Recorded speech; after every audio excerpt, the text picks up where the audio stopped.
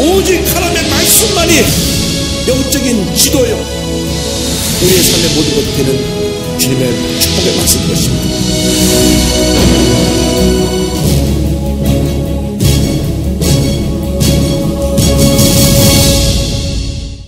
오늘 출애굽기 21장의 말씀 가지고 하나님께서 세우신 법궤에 대해서 함께 공부합니다.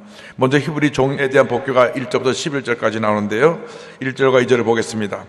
내가 백성 앞에 세울 법궤는 이러하니라. 내가 히브리 종을 사면 그런 6해 동안 섬길 것이요 7회째에는 몸값을 물지 않고 나가 자유인이 될 것이며. 이제 십계명을 정해주고 나서 세부적인 사항이 법규를 정하는 내용이 나옵니다. 그래서 언약법전이라고 하는데, 기억해야 될 것은 이 모든 법전의 내용들을 보면, 법의 내용들을 보면 사회적 약자들을 배려하는 겁니다. 종들이 당시 굉장히 힘들고 어렵게 살았습니다. 인격적으로 무시당하고 노예 취급당하고 동물처럼 여김받고 그랬는데, 성경을 보면 그들이 영원토록 그러한 노예직으로 있지 않게 하라. 히브리 종을 사서 섬기게 할 때 6년이 지나고 나면 7년째는 자유인으로 풀어줘서 가게 하라. 이 사람이 오랫동안 애굽에서 종살이 했잖아요. 그래서 종살이의 서름을 합니다. 우리말에 과부사정은 과부가 한다고.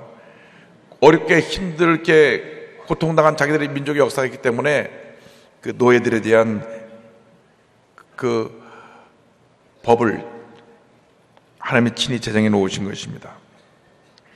그리고 이제 6년이 지나가서 7년째는 자유 몸으로 줄였는데, 그 외에 종살하고 있는 종들에 대한 그 풀려날 때 다양한 그 예를 들어서 설명합니다. 3절로 6절까지입니다. 다 같이요. 만일 그가 단신으로 왔으면 단신으로 나갈 것이요, 장가들었으면 그의 아내도 그와 함께 나가려니와, 만일 상전이 그에게 아내를 주고 그의 아내가 아들이나 딸을 낳았으면 그의 아내와 그의 자식들은 상전에게 속할 것이요, 그런 단신으로 나갈 것이로되, 만일 종이 분명히 말하기를 내가 상전과 내 처지를 사랑하니 나가서 자연이 되지 않겠노라 하면 상전이 그를 데리고 재판장에게로 갈 것이요, 또 그를 문이나 문설주 앞으로 데리고 가서 그것에다가 송곳으로 그의 귀를 뚫을 것이라. 그는 종시도록 그 상전을 섬기리라. 자, 남종이 들어왔다가 풀려나갈 때 아주 자세한 그 사항을 설명하고 있습니다. 어떻게 풀려나가느냐? 결혼하지 않고 총각으로 들어왔다가 풀려나갈 때는 그냥 혼자 나가면 되는 거예요. 혼자 왔으니까 혼자 가는 거예요. 그럼 결혼한 상태에서 둘이 들어왔으면 또 둘이 같이 나갈 수가 있어요. 거기까지는 이제 단순한 것인데, 그 다음에는 들어와서 살다가 주인이 아내를 구해줘서 결혼을 해서 애를 낳는 경우가 생깁니다. 이때는 본인이 혼자 와 있을 때 주인의 소유인 그 다른 여종을 갖다가 결혼시켰으니까 나갈 때는 여종과 아이를 놓고 나가라. 아이고, 정들어서 알콩달콩 살고 있는데 왜 저만 나가라 그러십니까? 전 여기서 그냥 계속 주인을 섬기며 살겠습니다.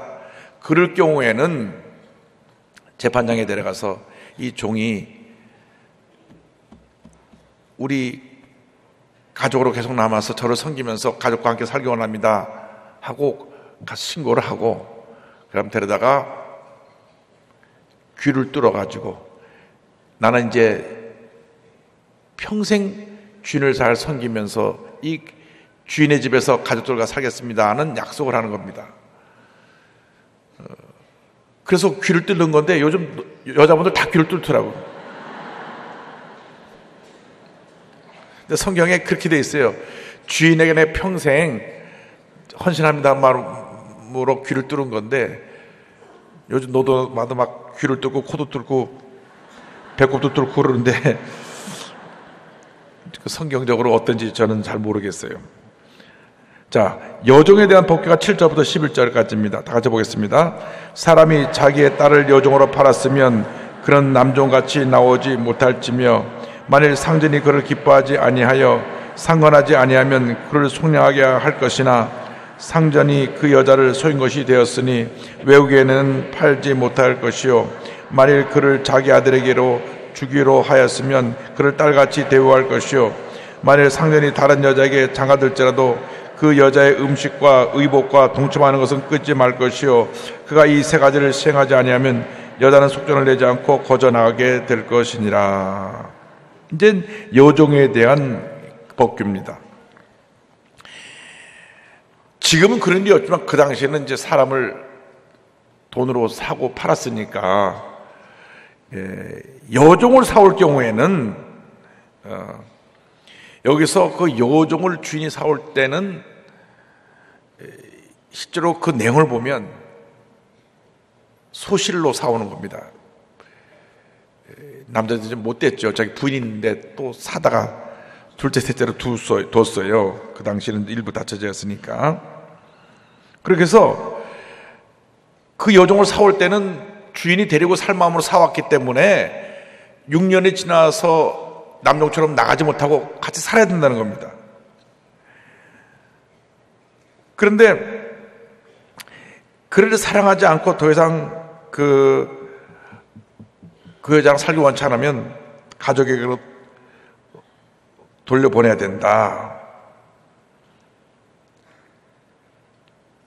성경에 보니까 여종을 데려와서 사랑하지 않고 그 여자를 내버려두면 그 여자를 속인 것이 되기 때문에 이 여종은 사랑받을 권리가 있는데 그렇게 하지 않을 경우에는 주인이 놔줘야 되는데, 만약 며느리로 삼고자 않자면 자기 딸같이 여겨서 잘 예우해야 되고, 상전이 마음이 바뀌어가지고 또 다른 여자를 또 얻었어요.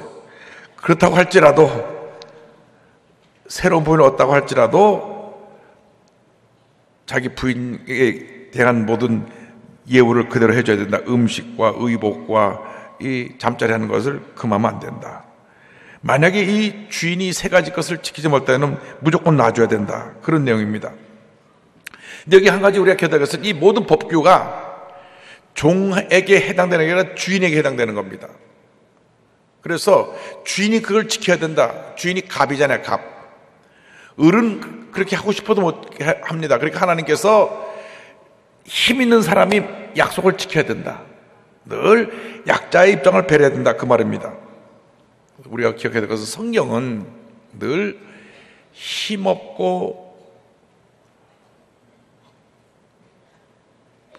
가난하고 어려운 사람들을 편을 들어줄 것을 말씀합니다.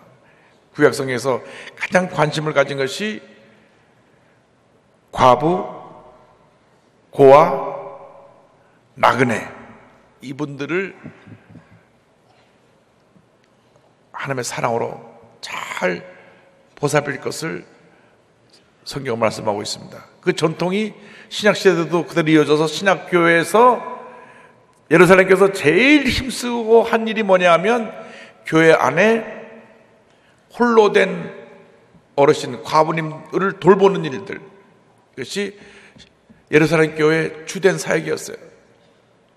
나가서 전도하고 교회 안에 와서는 구조활동을 했어요. 오늘날 한국교회, 세계교회에서 가장 연약한 부분이 뭐냐? 전도는 열심히 하는데 사랑 실천이 부족한 겁니다.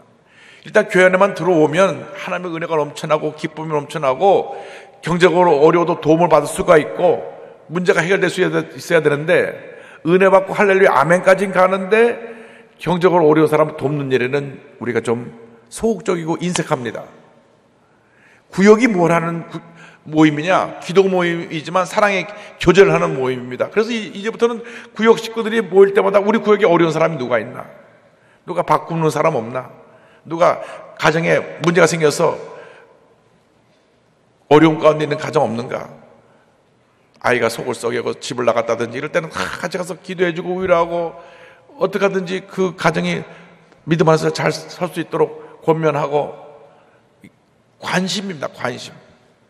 관심과 사랑을 가져주는 것이 초대교회의 모습이라고 우리가 생각할 수 있기 때문에 주여 우리 교회도 이제는 성도가 성도에 대한 사랑과 관심이 넘쳐나게 하여 주옵소서. 성도님들이 게시판에 이제 목사님 이런 것도 시청해 주세요, 이런 것도 시청해 주세요 올라옵니다. 그러면 즉시 그것을 시청하려고 노력합니다. 제가 총국장님에게 이런 요청사항 왔으니 빨리 좀 시행해 주세요. 그러면 얼른 교회에서 이제 그 요청사항을 시행해 주는 것입니다. 교회는 성도들을 잘 섬겨야 되고, 특별히 교회 내에서 어려운 사람, 힘든 사람, 고통당하는 사람, 가난하고 병들고 이런 분들을 잘 사랑으로 섬기면 교회가 더 은혜가 충만하게 되고 더 사랑을 하나 돼서 단합하게 되고 부흥과 성장을 가져올 줄로 믿습니다. 그래서 이번 주에 뭐가 올라냐, 우리 수유실이 있는데 아기를 낳은 어머니들이 가서 수유를 하려고 하는데 와서 자꾸 커튼을 들춰보고, 또 금요 차례 때는 애들이 거기 들어와서 막 놀이터가 돼 있고, 그러다 보니까 먹을 것들이 떨어지니까 바퀴라는 녀석이 왔다 갔다 하고, 이런 부분을 좀 잘 정리 좀 해 주십시오. 그래서 이제 앞으로 예배 있는 날 전에는 깨끗이 치워서 먼지 하나 없게 하고, 그리고 절대로 박혜 씨가 못 돌아다니도록 잘 약도 뿌리고 해서 정결하게 하고, 그래서 아예 문을 만들어 달라 그랬어. 문을 만들어 가지고 안에서 수유할 때는 문을 안에서 잠글 수 있게 하고, 그동안은 안에서 예배 볼 수 있도록 TV도 달아줘라 그랬습니다. 이럴 때는 한번 박수 치는 게 좋은데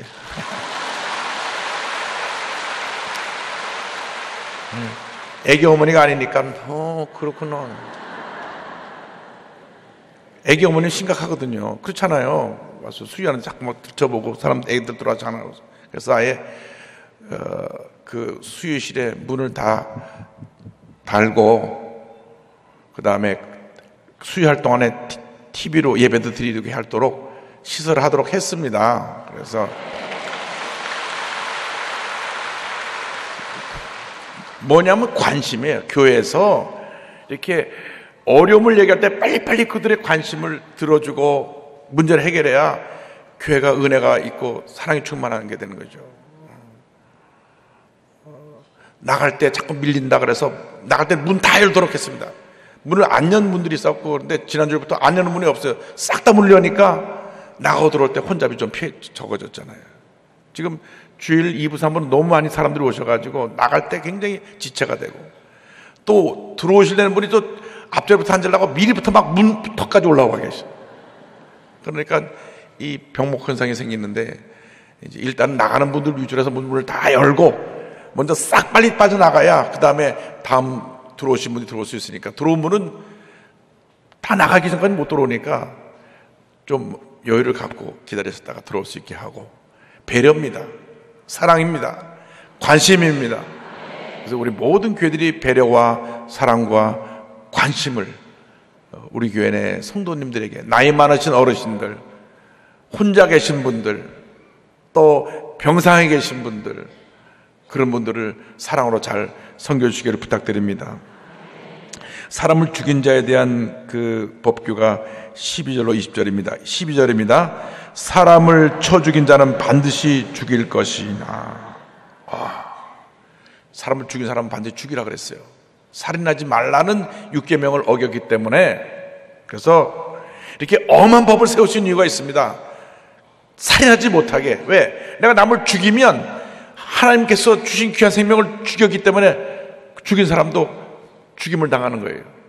그러니까 절대로 이게 사람의 생명이 존중이 여기고 사람의 생명이 귀한 것이기 때문에 함부로 내가 하면 안 되겠다는 것을 법으로 정하신 것입니다. 그런데 고의를 한 것이 아닐 경우가 있어요. 13절이요. 만일 사람이 고의적으로 한 것이 아니라 나 하나님이 사람을 그의 손에 넘긴 것이면 내가 그를 위하여 한 못을 정하리니 그 사람이 그리로 도망갈 것이며, 실수로 사람을 죽였을 때는 하나님이 그 사람을 도피성에 옮겨서 이제 그 사람을 죽이게 된 이유에 대해서 심판을 받고 난 다음에 그를 죽일 것이냐 안 죽일 것이냐 결정을 하게 되는 것입니다. 도피성이 요단 서편의 세계, 동편의 세계에 위치해 있었는데, 요단 서편에는 납달리 지파가 있는 게데스, 에브라임 지파가 있는 세겜, 그리고 유다 지파가 있는 헤브론에 있었고요. 동편에는 루벤 지파가 있는 베셀과 갓 지파가 있는 길랏 라몬과 므낫세 반 지파가 있는 골란이라고 하는 곳에 이렇게 그 도피성이 있었습니다. 그래서 민수기 35장 줄 보면 너희가 레위인에게 줄 성읍은 살인자들이 피하게 할 도피성으로 6성읍이요 그 외에 42성읍이라. 레위 지파가 흩어져 있는 그 12지파가 있는 그곳에 도피성을 세워서 죽이려고 자기가 고의적으로 죽인 게 아니라, 산에 가서 나무를 하는데 도끼날이 빠져갖고 옆에 있던 사람한테 도끼날이 탁 맞아서 사람이 죽을 수도 있고, 실수로 뭘 넘어뜨렸는데 지나가던 사람이 그 넘어뜨린 거에 부딪혀서 죽을 수도 있고, 이런 실수로 일으킨 사람을 죽인 사람들에 대해서 도피성을 만든 겁니다. 도피성을 왜 만들었느냐? 하나님이 우리 모든 인간의 생명을 존중히 여기기 때문에 실수로 사람을 죽인 사람을 보호해 주기 위해서, 그리고 근본적으로 우리의 피난처는 하나님이라는 것을 깨닫게 해주기 위해서 그렇게 한 것입니다. 시편 46편 1절입니다. 하나님은 우리의 피난처시요 힘이시니 환난 중에 만날 큰 도움이시라. 하나님은 우리에게 실수를 할 때에 다시 기회를 주시고 그에게 회복할 수 있는 그것을 길을 열어주셨습니다. 찰스 스펄전 목사님은 도피성에 대해서 이렇게 말씀하셨습니다. 우리에게는 여러 가지 압제가 있다. 우리는 사람과 사탄에게서 모두 압제를 당한다. 그리고 이 모든 압제 가운데에서도 야훼께서는 우리에게 피난처를 제공하신다. 율법 시대도 도피성이 있었다. 복음 시대에는 하나님께서 우리의 도피성이 되신다. 아멘. 바다에 태풍이 일면 배가 항구를 찾아가던 이 세상에서 하나님의 백성들이 압제를 받게 되면 공의롭고 은혜로우신 하나님의 날개 아래 피한다. 그분은 난공불락의 산성이시며 지역의 군대가 폭풍으로도 공격할 수 없다. 그리고 높은 곳에 있는 믿음의 사람들은 저 아래에 있는 원수를 조사하며 바라볼 것이다. 14절을 보겠습니다. 사람이 그의 이웃을 고의로 죽였으면 너를 그를 내 제단에서라도 잡아내려 죽일지니라. 이 사람을 죽이고 성전 안에 숨어 들어온 사람이 있어요. 끌어내서 그를 죽여야 된다. 그런데 아주 여기 이 15절 말씀이 있습니다. 다 같이요. 자기 아버지나 어머니를 치는 자는 반드시 죽일지니라. 내 부모를 공경하라고 하는 것이 제5계명인데, 그래서 약속에는 첫 번째 계명이요, 이 계명을 지키는 자가 잘 되고 장수하게 되는데, 자녀들이 부모에게 되더라도 부모를 치는 자녀가 있으면 데려다 돌로 쳐 죽이라 그랬어요. 요즘 못된 자녀들이 그러거든요. 부모에게 대들고 내게 해준 게 뭐 있냐고 주먹으로 휘두르고, 구약시대 같았으면 벌써 죽었어요. 어머니나 아버지를 치는 자는 반드시 죽일 것이라 그랬어요. 에베소 6장 1절에 자녀들아 주 안에서 너희 부모에게 순종하라, 이것이 옳으니라. 그래서 부모 공경하는 법을 가르쳤고요. 또 납치범도 반드시 죽이라 그랬어요. 자, 이 16절이요. 사람을 납치한 자가 그 사람을 팔았든지 자기 수하에 두었든지 그를 반드시 죽일지니라. 도둑질을 하지 말라는 계명을 어긴 것이지만 귀한 사람의 생명을 위협을 주고 납치해간 사람도 다 돌려쳐 죽여라. 다 죽여라. 17절 또 무서운 말씀 나옵니다. 다 같이요. 자기의 아버지나 어머니를 저주하는 자는 반드시 죽일지니라. 아버지 욕해도 안 돼. 욕하면 죽습니다. 존 메가더 목사님 말씀입니다. 부모님을 잘 들으세요. 공경하지 않는 사람에게 주어지는 형벌을 생각하면 하나님이 부모 공경을 얼마나 중요하게 생각하시는지 알 수 있다. 하나님은 가정의 부모 공경과 질서의 법칙이 확립되기를 원하신다. 우리는 젊은 사람들에게 부모 공경의 책임을 일깨워 주어야 한다. 그리스도인은 가족에 대한 의무에 충실해야 한다. 그래서 부모님을 공경하는 것이 자녀들의 본분이고, 또 부모님들은 자녀를 그리스도의 사랑으로 잘 품어서 변화시켜서 하나님의 일꾼 만드는 것이 또 부모님의 사명입니다. 그래서 부모님은 자녀를 위한 기도를 쉬지 말아야 합니다. 참으로 감사한 것은 부모님께서 자녀를 위해서 드린 기도는 그저 하늘에서 내린 담비 같아서 그 모든 기도가 자녀에게 임해가지고 그 옥토에 내린 비처럼 그것이 사랑의 씨앗을 심고 뿌리 내리고 자라게 해서 풍성한 열매 맺는 것 같이 자녀 일생이 복받은 일생이 되는 것입니다.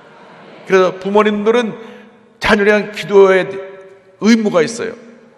늘 기도할 때마다 자기 자녀를 위해서 기도해야 됩니다. 하나님 아버지, 우리 애가 지금 속색이지만 반드시 하나님이 하나님께서 귀한 하나님 일꾼을 만들 것을 믿습니다. 늘 긍정적인 고백을 하고, 자식이 좀 삐뚤어져도 사랑으로 품고 그들을 권면하고 기도하고 또 기도하고 또 기도하고 또 기도하고 또 기도하면 하나님의 놀라운 역사가 임하게 되는 것입니다. 중세의 성자로 불리웠고 위대한 신학자이던 어거스틴은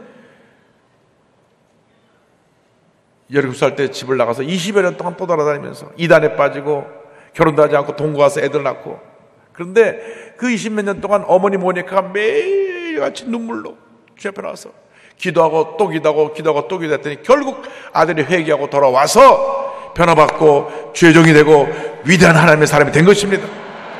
어머님의 기도 때문에. 어머님의 기도에 위대한 힘이 있어요.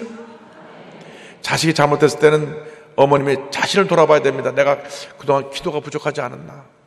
내가 너무 살기 바빠서 다른 일에 그저 신경 쓰다 보니까 가장 중요한 자녀 기도를 빼먹지 않았나? 여러분, 어떤 경우에도 자녀에 대한 기도를 소홀히 하지 않게 되기를 주님으로 축원합니다. 18절부터 21절까지 다 같이 보겠습니다. 사람이 서로 싸우다가 하나가 돌이나 주먹으로 그의 상대방을 쳤으나 그가 죽지 않고 자리에 누웠다가 지팡이를 짚고 일어나 걸으면 그를 친 자가 형벌을 면하되 그간의 손해를 배상하고 그가 완치되게 할 것이니라. 사람이 매로 그 남종이나 여종을 쳐서 당장에 죽으면 반드시 형벌을 받으려니와 그가 하루나 이틀을 연명하면 형벌을 면하리니 그는 상전의 재산입니다. 사람을 죽이는 경우에는 주인이라고 할지라도 용서받지 못합니다. 어떤 경우도 사람의 생명이 존중하기 때문에 사람을 죽이면 안 된다. 그래서 사람을 죽인 자는 반드시 죽임을 당했습니다. 이런 맥락에서 절대로 자살은 안 됩니다. 왜? 자기 생명을 포기하는 것이기 때문에. 그러나 우리가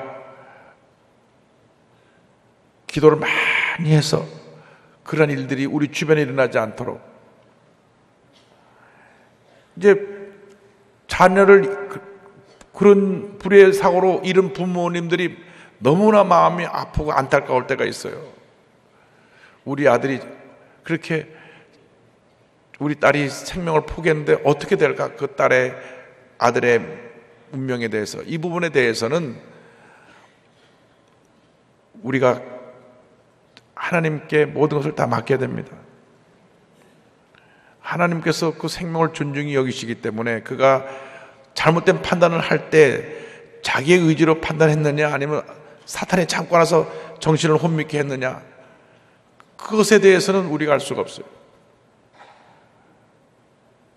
그러니까 교회에서 자살하면 다 지옥 간다고 말을 하는 이유는 자살하지 못하게 하기 위해서 하는 것이고, 실질적으로 그 생명의 미래에 대해서는 하나님만이 아십니다. 절대 자살하면 안 됩니다. 절대 하면 안 돼요. 왜? 하나님 주신 귀한 생명이니까. 그러나 그런 불의의 일을 당한 가족에게 대해서는 우리가 정죄하면 안 됩니다. 당신이 잘못해서 당신의 지옥 가서 이렇게 하면 안 돼요. 얼마나 고통스러웠으면 그 생명을 포기할 수 있었은 그런 일이 있는지 우리가 그 부분에 대해서는 하나님께 맡기고, 누가 그러더라고요. 위에서 뛰어내리는데 뛰어내리는 동안에 회개하면서 뛰어내렸대. 그러면 천국 가지 않겠습니까? 뛰어내릴 때는 악한 영이 잡아서 뛰어내렸는데 21층에서 1층까지 내려오는 동안에 회개했다는 거예요. 그러니까 그 부분에 대해서 우리가 쉽게 남의 일에 대해서 판단하지 말라, 제가 부탁드리는 것입니다. 원칙적으로는 생명을 포기하면 안 됩니다. 절대 안 됩니다. 그러나 우리 주변에 그런 불의한 사고를 당한 분이 있으면 우리가 정죄하지 말라는 겁니다. 그분을 위해서 기도해드리고 위로해드리고 하나님께, 긍휼하신 하나님께 모든 걸 맡겨드리라는 말씀입니다. 제 말씀 아시겠죠? 그래서 우리가 우리 주변에 고통당하고 어려움당하고 불의의 사고 당한 분들은 같이 눈물로 기도하면서 위로해드리고, 우리는 정말 하나님의 영광을 위해 살아가는 주님의 귀한 일꾼 되시기를 주님의 이름으로 축원합니다. 축원합니다. 축원합니다. 기도하겠습니다. 사랑과 은혜와 자비가 무한하신 하나님 아버지, 우리가 주 앞에 늘 눈물로 기도하게 하여 주셔서 저희들의 눈물의 기도가 자녀들의 운명을 바꿔놓게 하여 주시고, 우리들의 눈물의 기도가 우리 가정을 변화시키고 우리 지역을 변화시키고 교회에 큰 봉의 역사를 가져오게 하여 주시고, 우리의 눈물의 기도가 모든 문제를 해결하고 하나님의 놀라운 역사를 가져올 수 있도록 주님 은혜 내려 주옵소서. 특별히 우리 주변에 어려움 처한 사람들을 주의 사랑으로 돌보는 저희 모두가 되게 하옵소서. 예수님의 이름으로 기도드립니다. 아멘.